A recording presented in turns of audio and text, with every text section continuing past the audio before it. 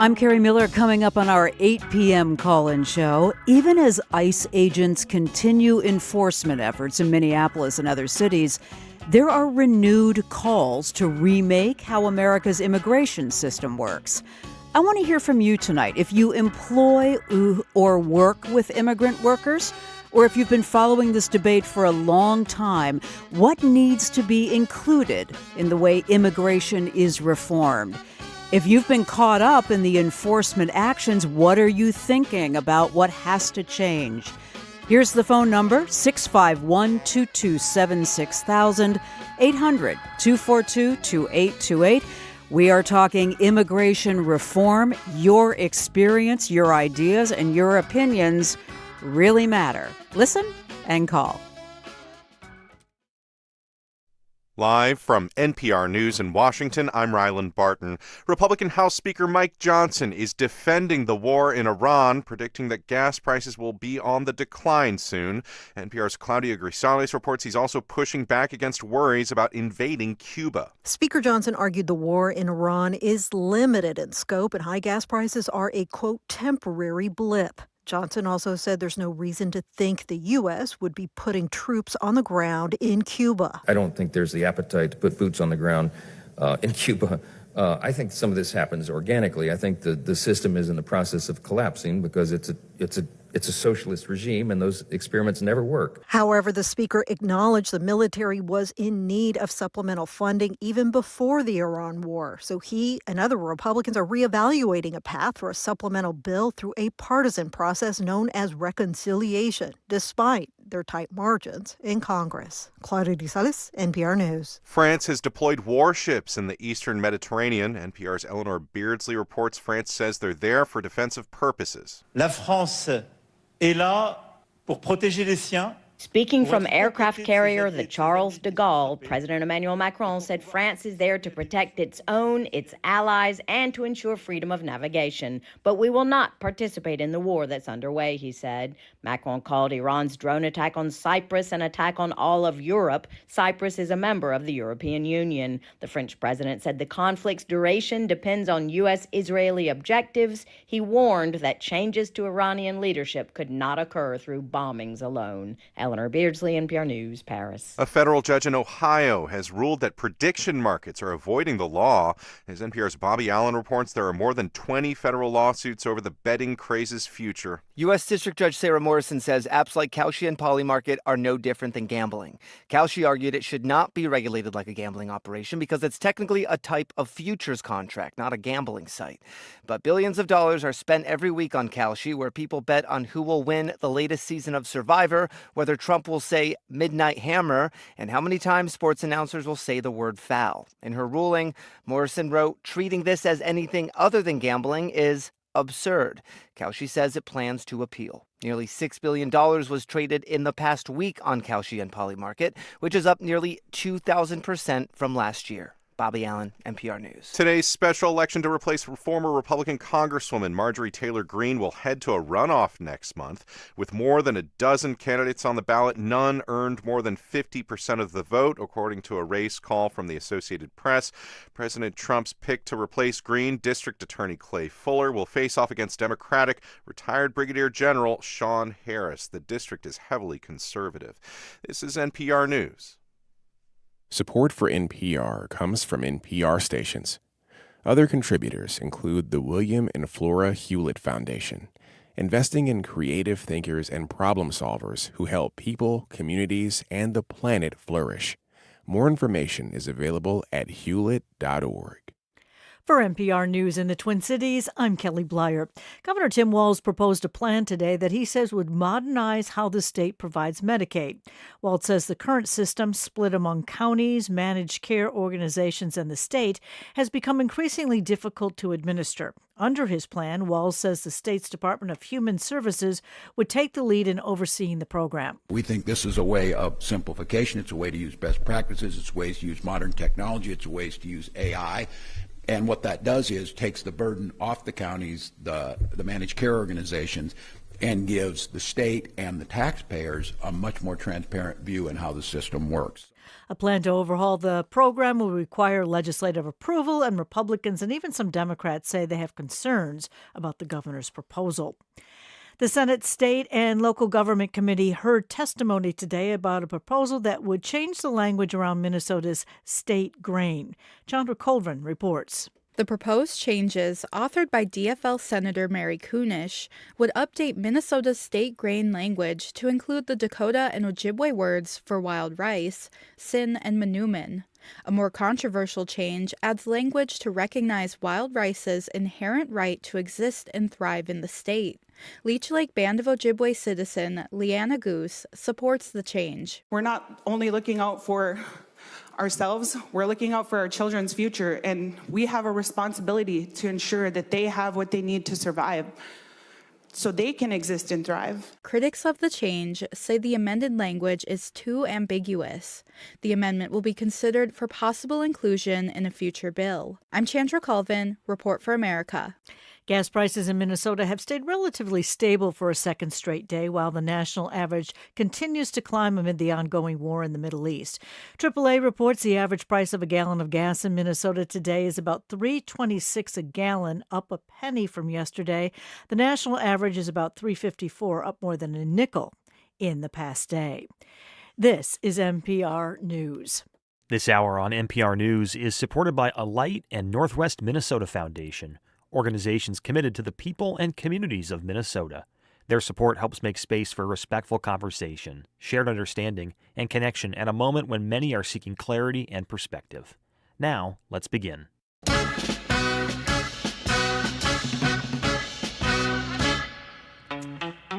I'm Kerri Miller, and this is NPR News. Thanks for tuning in to this special 8 p.m. show. This hour, if Congress got serious about remaking America's immigration laws, what would it look like? What would actually work? Remember Oklahoma Republican Senator James Lankford's immigration bill in 2024? He had a lot of bipartisan support for it, and here he is making the case on the Senate floor. Americans feel it. They want something different. The Americans that I talk to and the Oklahomans that I talk to don't mind legal immigration. In fact, they celebrate legal immigration. They just don't want illegal immigration. In the end, they want an orderly process. They want to know that the rule of law still matters in America. In the end, at the urging of then-candidate Donald Trump and other key Republicans, the bill went nowhere. So here we are again, with the memories of the violence of the enforcement action in Minneapolis and other cities fresh in Americans' minds, and thousands of cases in court here and in other cities. But what if Congress acted in good faith to really remake immigration? One of the proposals is something called the Dignity Act. It was originally introduced by a Florida Republican and endorsed by a bipartisan House caucus called the Problem Solvers. Here's what it does in short. Offers undocumented immigrant workers a way to eventually get citizenship. It remakes our visa system, and it has more money for border security.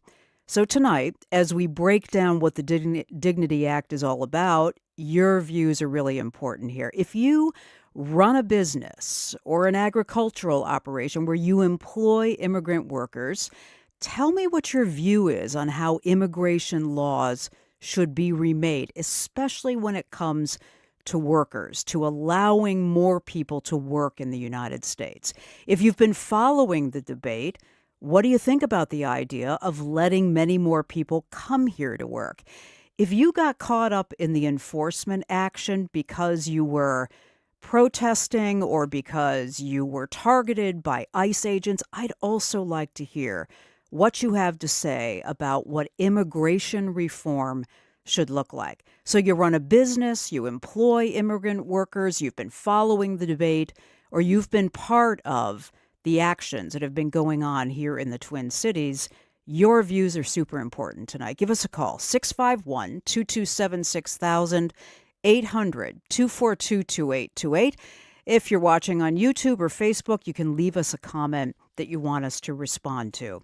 Our guest tonight, Juventino Meza is an attorney who came to the U.S. as an undocumented immigrant. He worked on the DACA Act in 2012 in President Obama's administration, and he has been extremely busy with a lot of cases after the enforcement action here. Welcome. He's with me in the studio. It's good to have you here. Thank you for having me. Laura Collins is with us. She's director of the George W. Bush Institute Economic Growth Initiative at SMU, and she focuses on immigration issues in her role there. She also has experience in Republican politics in Texas. Laura, welcome. It's good to have you on the show. Thank you so much for having me tonight. Hey, Laura, quick insight here. It seemed like there was some momentum for one brief moment in 2024 when the Senate seemed to get serious about Senator Langford's immigration bill. President Biden said he would have signed it. Would it have made a difference? You know, we don't know, obviously, because it didn't pass. And, sometimes the devil is in the details here and a little bit on the implementation. How soon could this bill's provisions have been up and running? I think one of the things that's important to remember about any immigration legislation that you're looking at, though, is it going to build a system for the future? Is it going to make sure that the United States is competitive for the type of workers it needs around the world? Does it, put in a modern border system? Does it modernize our asylum laws? That particular piece of legislation did have some of that. I think if you were to go back and compare it, though, to more comprehensive pieces of legislation that were a little bigger, it probably didn't have everything that anyone who's worked on immigration policy for a while would like to see. But that said, we wouldn't be necessarily still stuck with the same system we've had that we know is out of date, that's not providing us with enough workers, and that certainly has asylum laws that were written in the 1980s. Okay, so Juventino, I want to check an assumption here with you. Let's say Congress, I hear what Laura's saying, didn't have everything. Let's say Congress, though, had passed Langford's bill and President Trump had still won.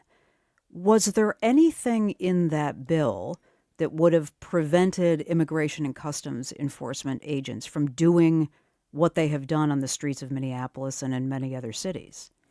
I don't think it would have prevented what happened. I think what we often miss in these big immigration reform bills is that we fail to include the practical pieces of it. So, yeah, tell me what you mean by that. So, for example, I think the training piece for ICE agents was not included. And I think that has been one big argument that we've gone back and forth often, or even the detention pieces. Oftentimes it's in policy, administration says it's mandatory, but it's not really written in law. And so you go back and forth. And so clarifying some of these things would have prevented some of what we saw in the Twin Cities.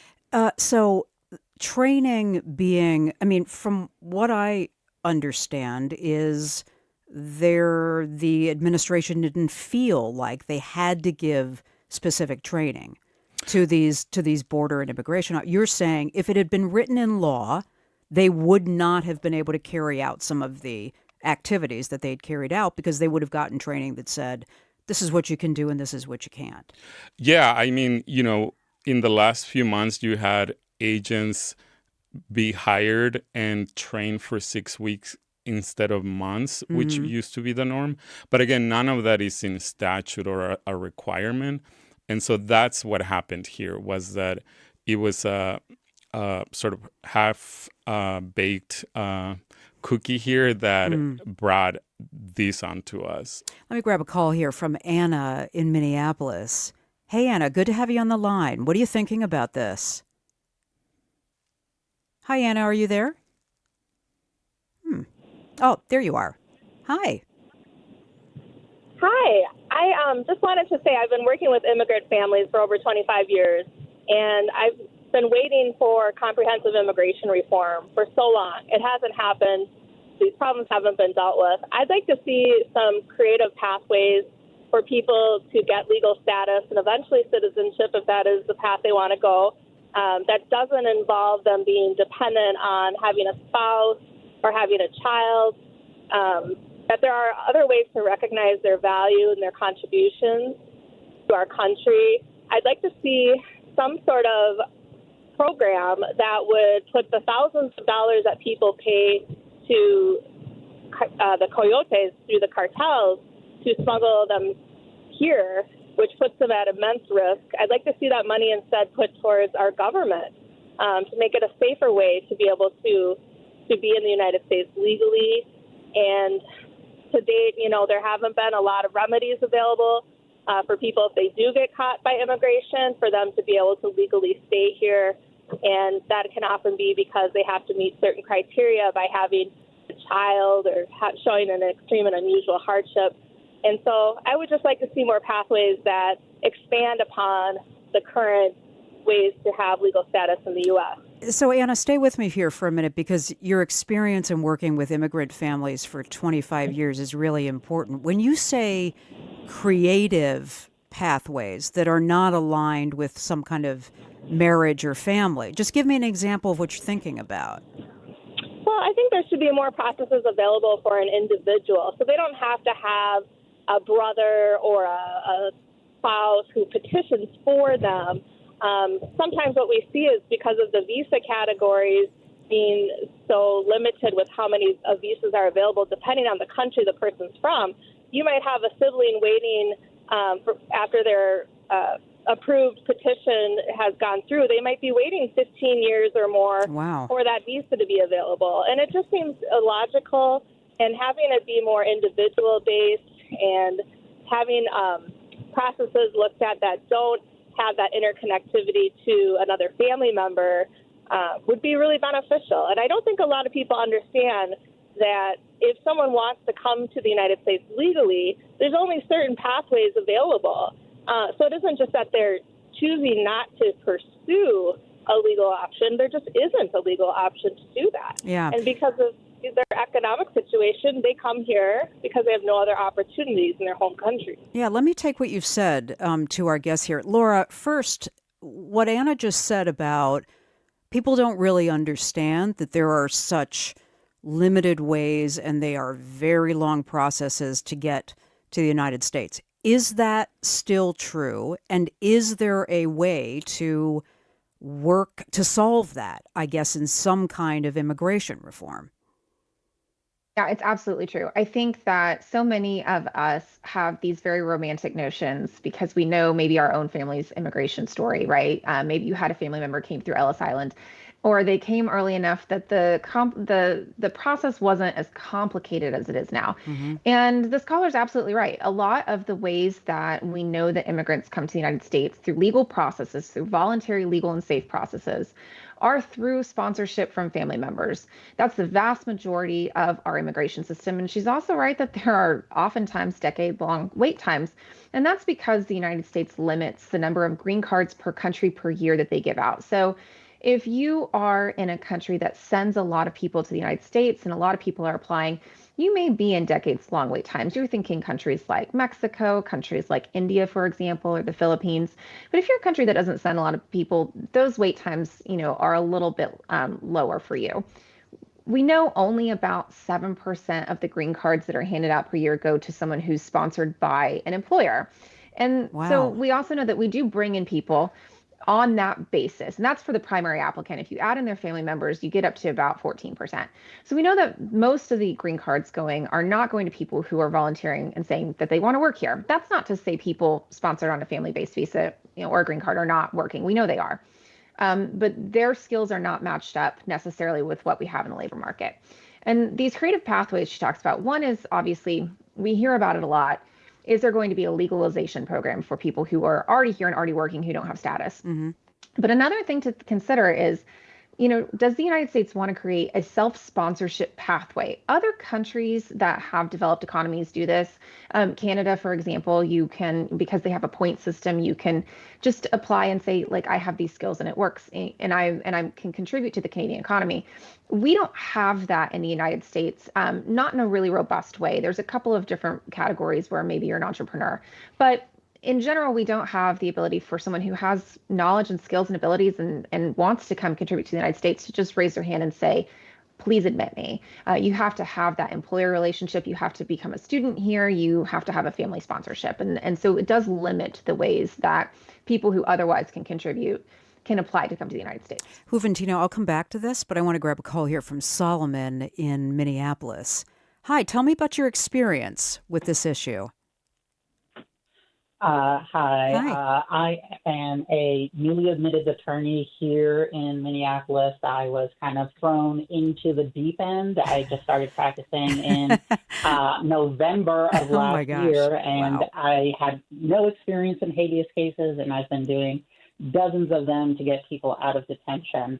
But to this specific conversation, I do want to highlight a couple bills that are in Congress now and don't really have a prospect of passing until we get a change in power, but could possibly address some of these problems. So one of them is the Registry Update Act from Representative Bill Lofgren.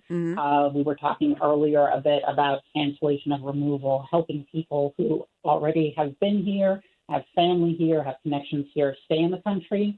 Right now, we don't have an option for that. What the Registry Update Bill would do is make it so that we basically have a statute of limitations for immigration enforcement, so people who have been here can get legal status. The other bill is the Milk Ice Act. That's from Representative Ramirez of Illinois.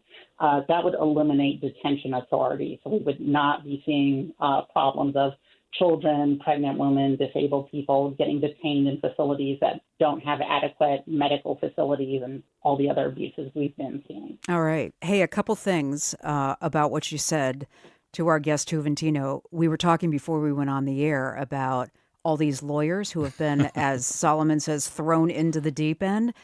They have basically, a lot of them volunteered their time to handle some of these cases in the federal courts, yes? And she's part of that. Yeah, there was this amazing drive from, not just community leaders on organizing legal access for people, but then there was all of these attorneys who don't practice immigration law, who were federal litigators, and they organized themselves and created a habeas project, essentially. And they would take any referral from anybody, and they organized volunteers, and they did it for free. And it saved so many people so much money. And they got probably hundreds of people out of detention. Wow. Obviously, it wasn't enough, and there is never enough. And, we lost a lot of people in the process. But it was quite amazing to see my colleagues, attorneys who don't do immigration law, just step in and step up and learn it on the. It was super great. They're learning how to fly the plane as Yes. they're flying the plane. You were saying, and I don't want to miss this. You were saying that even though a lot of the attention on the enforcement actions has gone somewhere else or diminished here, there are thousands of cases in federal court here that need to be handled. Yeah, so the thing that I don't want people to forget is that maybe the optics seem a little softer right now. Like the crisis has passed. The visuals, right, like the agents going around. That maybe is not as visible now, but we have to remember that each person that was detained and potentially released on a habeas federal law petition also has an immigration court case. Every single one of them, or most of them, or they have some administrative case going. That's still going, and it's still rush hour for the legal aid organizations and all of the immigration attorneys. Huh. And I want people to remember that we still need the support that we were getting, in December, January, February. This is part of the reason that we're having the conversation tonight that we are, because as Juventino is saying, the optics of this, the crisis seems to have passed, but there is again a renewed focus on what would smart, reasonable immigration reform that actually meets the needs of people who want to be here and work here and meets the needs of what the United States needs. What would that look like? We're talking about some different options, including the Dignity Act, which has built some bipartisan support in Congress. I did notice, Laura, that when our attorney friend called, she said these bills that she was talking about probably have to wait for another administration. Do you think that's true? You've been following this forever. Do you think that's where we're at? One of the things that's been really interesting to watch with the Dignity Act, especially this time around, is it is bipartisan. Representative Salazar and Representative Escobar have been working on this together, and there are a lot of co-sponsors. So obviously there is some support among House members for this legislation. Obviously it's hard to predict what Congress will bring to the floor. It's very hard in an election year, right? I mean, we have midterm elections coming up. It is always difficult to get things done. Right. Congress has a lot that it has to do. They haven't even resolved their spending issues on the DHS budget. So those things all eat up time. And that's even if you assume that with a very, very narrow majority for Republicans, that you can pull together the kind of coalition that can get it across the line. So there's a lot that has to happen for that bill to have success. And if you even were to assume that there is a change in power, that would also assume that it'd be a big enough change in power in the Senate that you would have, the ability to get 60 votes. Right. These things are not easy. That's part of the reason that you see bipartisan options have a little more traction. But right now, Congress is really busy just trying to get some spending bills passed, right? And until they can agree on that DHS budget, I don't think you will see much movement on other immigration legislation. Laura Collins is one of our guests. She's here from SMU, where she focuses on immigration issues. And Juventino Mesa is an attorney who came to the U.S. as an undocumented immigrant. He worked on the DACA Act in 2012 in President Obama's administration and the DREAM Act in Minnesota in 2013. And as you heard him say, he has just a big bucket full of cases that he's managing with a lot of help from his friends. So we'd like to hear from you tonight. If you run a business or maybe you run an agricultural concern where you employ immigrant workers, what's your view on how immigration laws really ought to be remade to fit the needs that you have and the needs that American business has?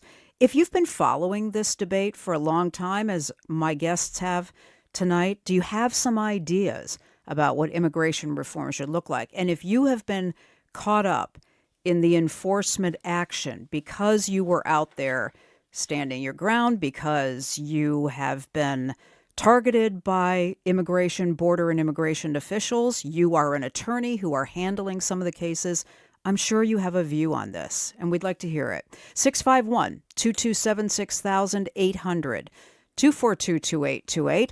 YouTube, Facebook, you can leave us a comment that you want us to respond to Sharon in Virginia. Hey, Sharon, I was about to say thanks so much for waiting, and she didn't. To Melissa in Minneapolis. Hey, Melissa. What do you want to add to the conversation here? Hi.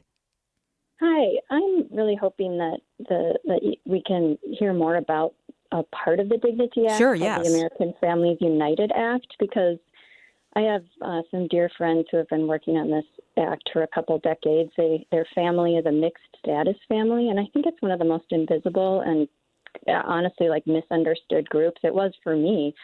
I assumed if you were married to a U.S. citizen, that there would be some pathway for your family to choose where they wanted to live together, and that one of those choices would be here without fear of deportation. But that's not true.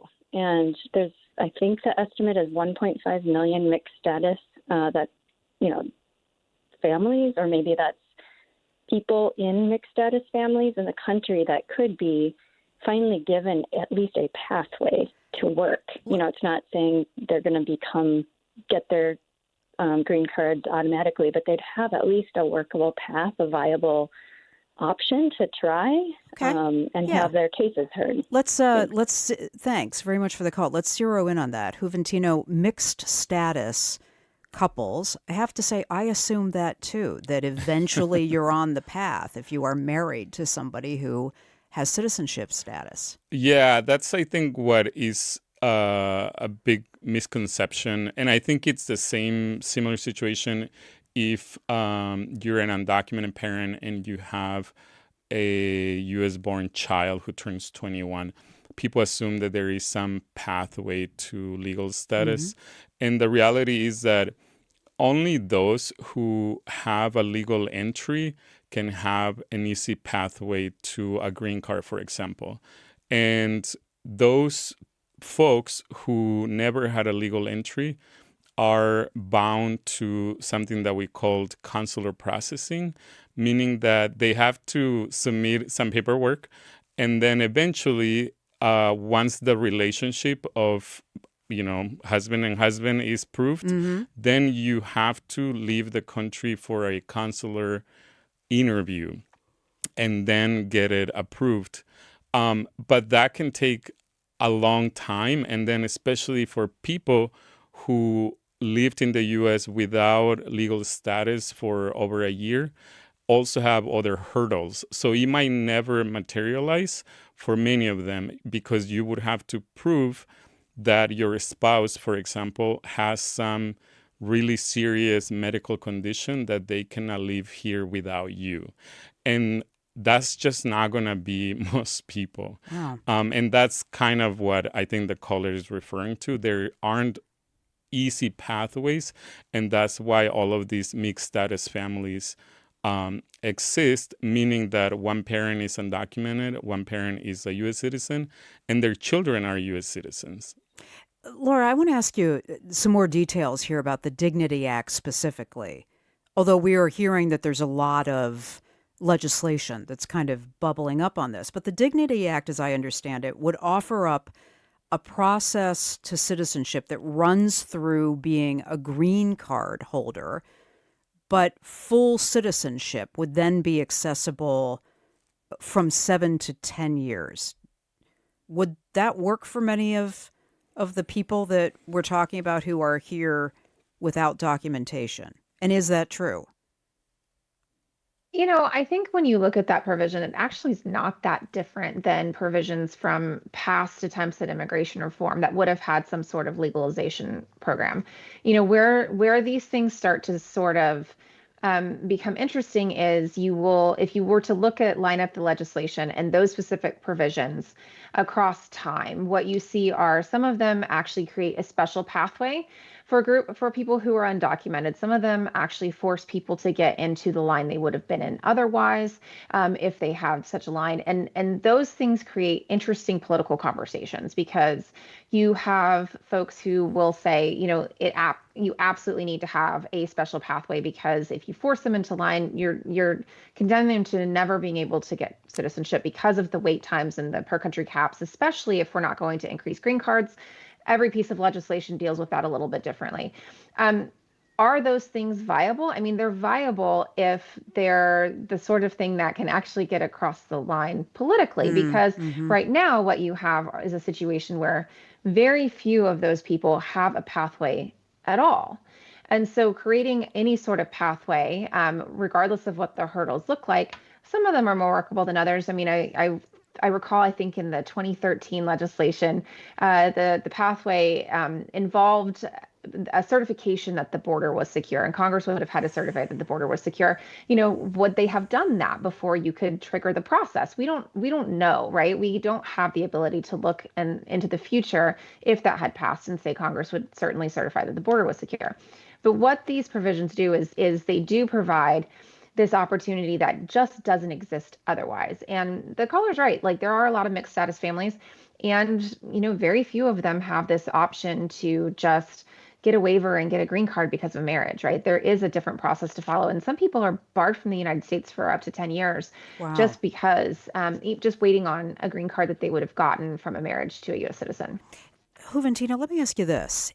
Do you believe that the foundation of reform begins with allowing more people to be here with documentation to work as green card holders or whatever we would call it at that point, with some some pathway ultimately to some kind of citizenship, but that it begins with allowing more people to come work legally? Or is that not where you'd begin? Sorry, like people coming who are not already here?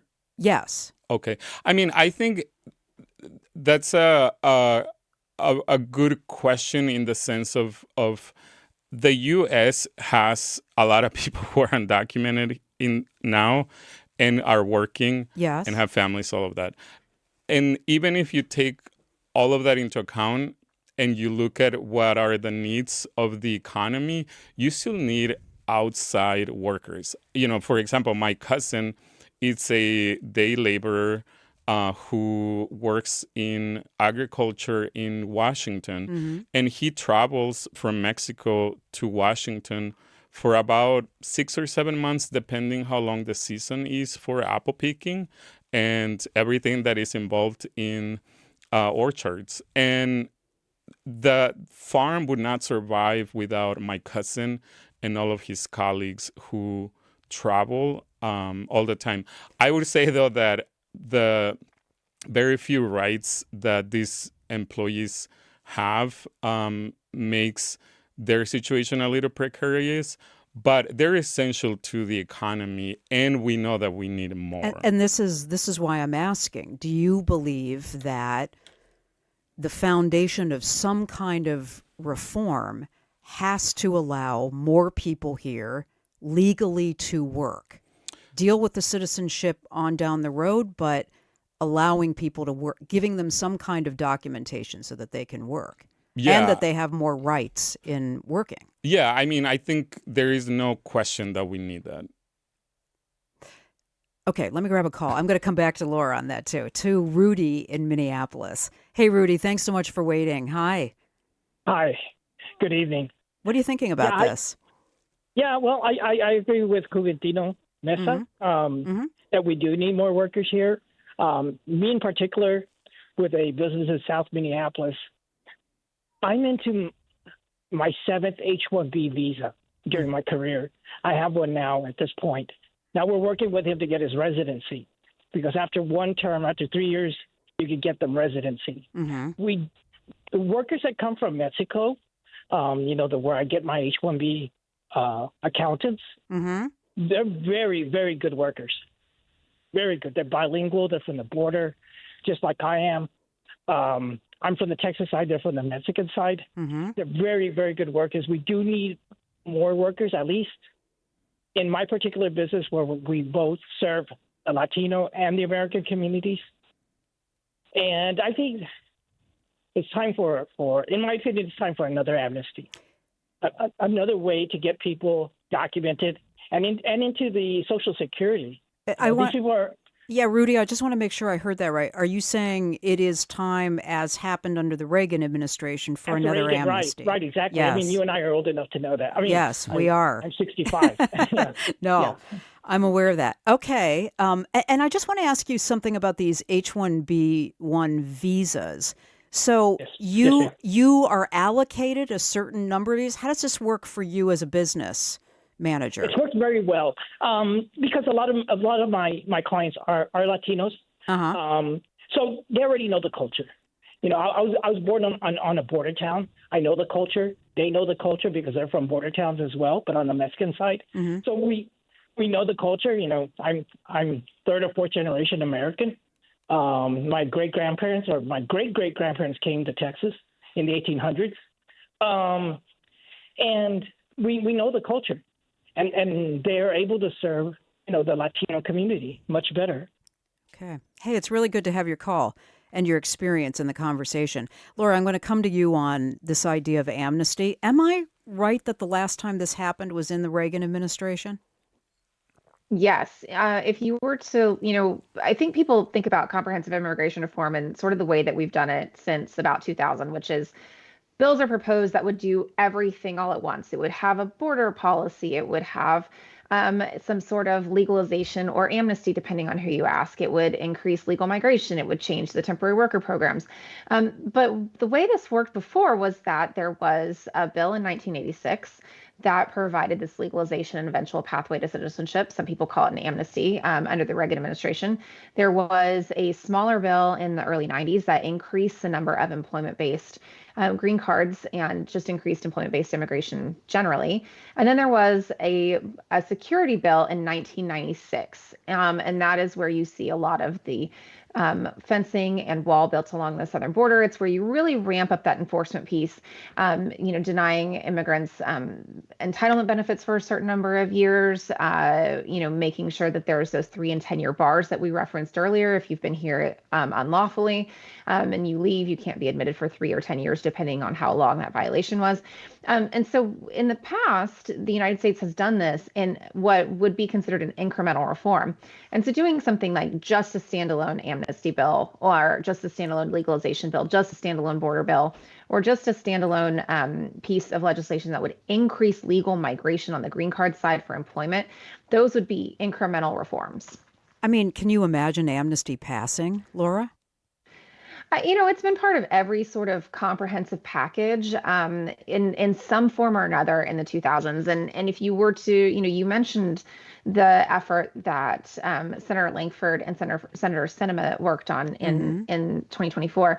But if you were to go back to, it was 2018 or 2019, the Senate had a package of amendments that they were debating, and it was for like a DREAM Act sort of compromise with border, and which, the DREAM Act is a form of amnesty because it is taking a group of undocumented people, in this case, people who were brought here as children, and providing them a pathway to citizenship. So it is a form of amnesty if you're using that term to talk about giving a special pathway for people who are undocumented.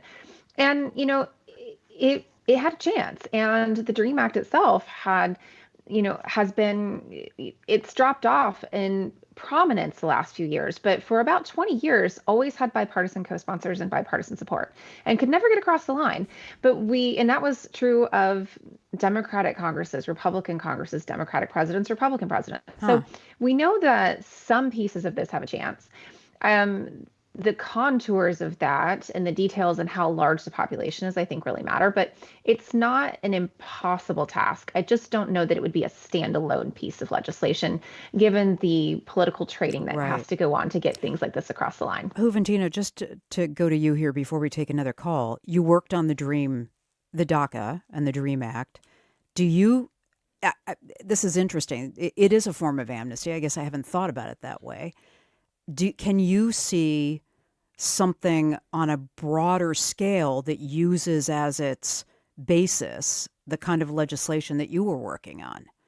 Yeah, I mean, I feel that if I remember correctly, under Pelosi's reign as speaker, she passed it 2 or 3 times by itself. And then since it has never really moved. And for example, now the DREAM Act is part of the Dignity Act. It's included, only that it raises the age to 18 instead of 16. Okay. And so do I see it ever passing? I've been in the U.S. since 2003, and I've lived through every iteration of the DREAM Act. Right, like it was proposed in 2001 the first time, and it has never become law. I think I'm of the view that at this point we just have to pass something, and there is always going to be a trade-off. What that looks like, I don't know. I feel like every Congress changes on what that is possible, but I would love to see something happen, and obviously, DREAM Act is close to my heart just because that was my experience. But, I would love to see any solution. Done. Okay. I'll come back to you on that, but I want to take a call here from Sean in Edina. Hey, Sean, thanks so much for waiting. What are you thinking about? Well, I don't know a lot about immigration, but what I continue to ask in my head, and what I love to have these 2 panel people address, is that, and one person already addressed this, we've had, Congresses that's been all Democratic under 3 presidents since Reagan, and nothing's been done. And we keep rehashing, it seems like the same concepts, right? So I think after a while, we have to just kind of say this is like the definition of insanity and think about a different pathway. And what I keep coming back to is, I mean, at one point in time, I used to have a lot of rentals in a small community where there was a meatpacking plant. And every single person that lived in my Section 8 places were full-time employees.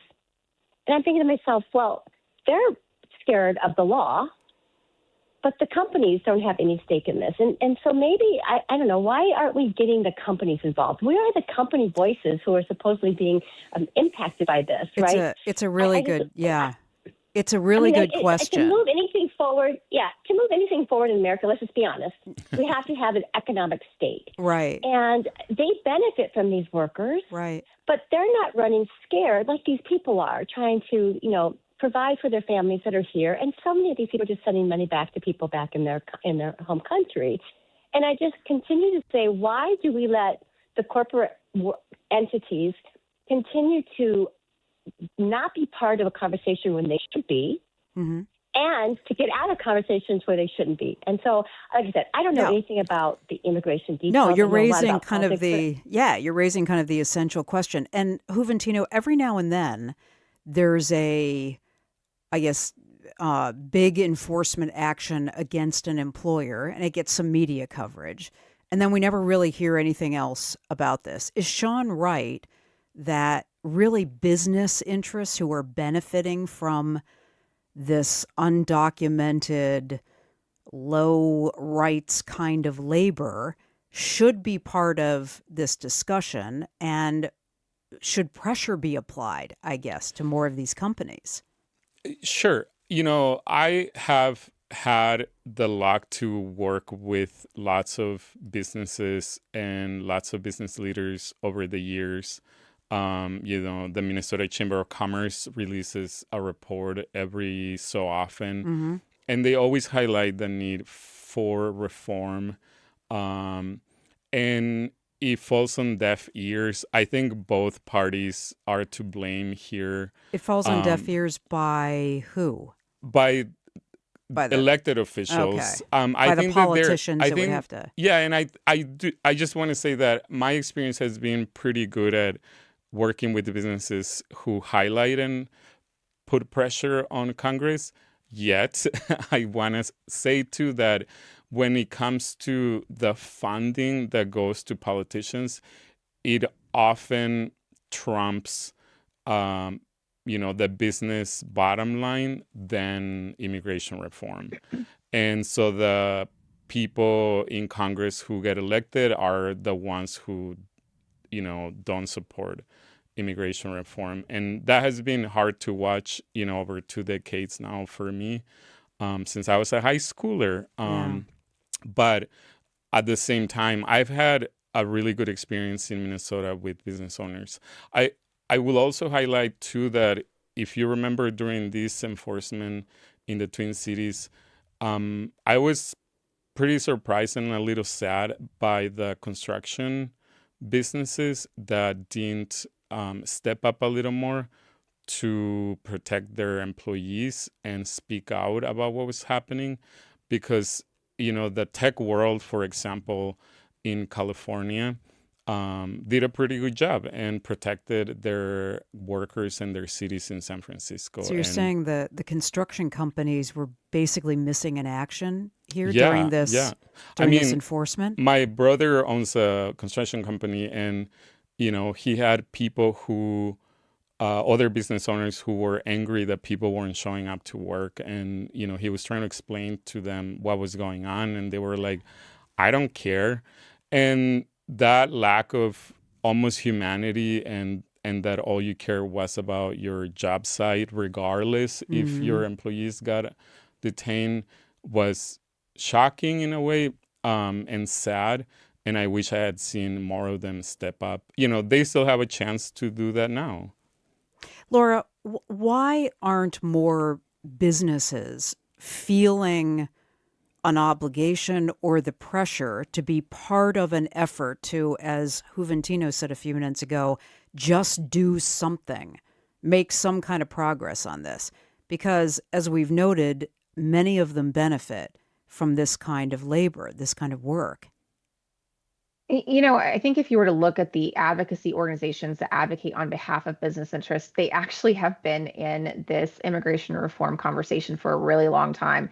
He mentioned the Minnesota Chamber of Commerce, but the U.S. Chamber of Commerce is one of those organizations. There's a group called the American Business Immigration Coalition that is also a conglomerate of, it's an advocacy organization on behalf of business. They also are in this conversation constantly. They are pushing for reform. It's not probably something you see necessarily out in front if you're Right. not working on this on a regular basis.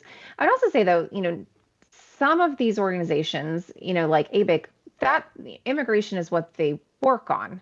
Some of them, though, businesses have different priorities as well. Immigration is not their sole priority, even though obviously having a labor force that they can access and with the skills that they need is pretty important. And so, they also have competing interests that they have to balance for their membership. And so I don't want people to think that, there's not a lot of folks working on this, because there are, and I do think that it's very prominent. And you actually, if you were to dig a little deeper, you would see some of these businesses that definitely rely on immigrant labor who have done some really interesting and cool things to try to help their immigrant employees. I know that there is an initiative, a workforce initiative with a National Immigration Forum, and they actually help some businesses stand up naturalization workshops and access to English language classes and things like that help those immigrant employees better integrate into American society. So I think it's not every group is going to be the same staunch advocate as every other group. Everyone has competing interests, but businesses do know that they need labor, and they know that immigration reform is one piece of a larger puzzle for that. Okay, so Juventino, earlier you said just do something. Something has to change. What is the minimal thing that would make enough of a difference that you'd say, okay, now we're rolling here. Now we've got something that, what would it be? Oh, God, that's a really hard question. I mean, what comes to mind for sure are two things. I think either we have an independent immigration court system or a proceedings process that doesn't require a immigration court system, and we could go back to something where you had special inquiry officers who are specialized on the kinds of case, as opposed to what we have now, which I think is pretty wasteful, which is requiring a judge and then a prosecutor to look over one case. I don't think we need that. I think we can simplify it or move away from the current immigration court system and make it independent, because right now every judge and every prosecutor works under the same person, the attorney general, and I don't think that makes sense. So to me, that would be the one big thing that we could do to fix a big problem that creates a political system instead of a fair system. But really, what you're talking about, though, is once people have either they've been detained and now they are getting into the court system, the kind of court system that you imagine this independent court system would be more efficient and more effective. Laura, then let me ask you, if you were to say, just do something already, what would it be? Gosh, it's so hard to pick because there's so many things that need to be fixed, right? But one of the things that I think is really important is building an immigration system that allows America to compete for where the talent in the world is going to be in the next 20, 30, and 40 years. And so I really do believe that we need to increase legal immigration. I know that there are a lot of really undocumented workers that contribute a lot, but if we're going to start anywhere, we need to increase legal immigration. It's probably would end up paired with some sort of security provision that's just practical. You need to increase security as you increase legal migration. And but, by that, you mean the border stuff, more money, because every bill has more money for the border, right? I think that it's less about money and more about making sure that you have a border that works. Okay. We do know that the nature of migration at the border changed a lot over the last 15 years, and it wasn't just single adult men looking for work, right? You had people coming to request asylum. It's an asylum system that does need to be preserved for those who truly need protection from persecution, but it's also an asylum system that has allowed people to raise their hand and say, I want to work in the United States, whether their claim would hold up under law or not. And so, if you can build up that legal migration side, really make it focused on the types of workers that this economy needs, and broaden the base of workers that can be admitted under that, then you take some pressure off the asylum system as well. And so making sure that we have those pieces working. Our current legal immigration system is short by, I think, more than 30% of the workers that we need per year. I was just going to ask you that. So we really do need to focus on that piece of it. And aren't we in a situation right now, Laura, where the numbers of legal immigration have been declining? I mean, hasn't President Trump been pretty open about that? So yeah, go ahead. It's pretty dramatic. Normally in a normal year, legal migration's around 1 million people. We're far below that, and also at a time where our birth rate continues to slow. And so those demographic questions are really, really crucial to this conversation. And one of the only regions of the world that's going to have population increase over the next 20 to 30 years is sub-Saharan Africa. And our immigration system is not set up to compete for workers that are going to come out of that region. So looking to the future, Congress really does need to get serious about building a system that allows us to compete with the rest of the world for the workers of the future. I think the last time I talked to you, which might have been, 3 or 4 years ago, you said the same. You keep on hoping. You are ever an optimist, Laura. Oh my gosh, yes. So Juventino, what is happening, and I've just got a couple minutes left here, but what is happening with the majority of these cases? They are just, that resulted out of this enforcement action. They are just working their way through the system. And what happens on the other end of that to many of these people? Yeah. So what we know is that the people who are represented by an attorney have a better outcome than people who don't have representation, even if their case was valid all along. And that's it, right? People are going to win their case in immigration court if they have representation, and then probably the vast majority, just because we don't have the capacity as a profession to represent everybody, and the legal aid world is not capable of taking on all of them. Many people are just going to get lost in the system, will be redetained again, and likely deported. And then there is a lot of people that we are seeing who are choosing self-deportation as an option to not be detained or redetained. And, just like what we talked about earlier, your friend that worked in family law. Jumped into it, yeah. We are learning a lot of that with colleagues to teach ourselves how to help families stay united and leave safely back to their home countries. Juventino, I really appreciate you being here. Thanks you so much. Laura, thank you. Good to talk to you again. Thank you. And thank you to all the calls and the opinions and the views on this. I'm Kerri Miller.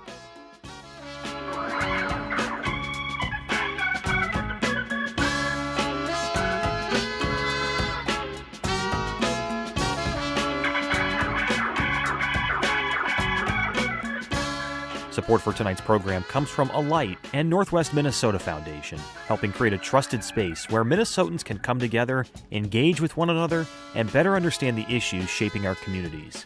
We're grateful for their support of thoughtful civic dialogue and connection. Thanks for being with us tonight.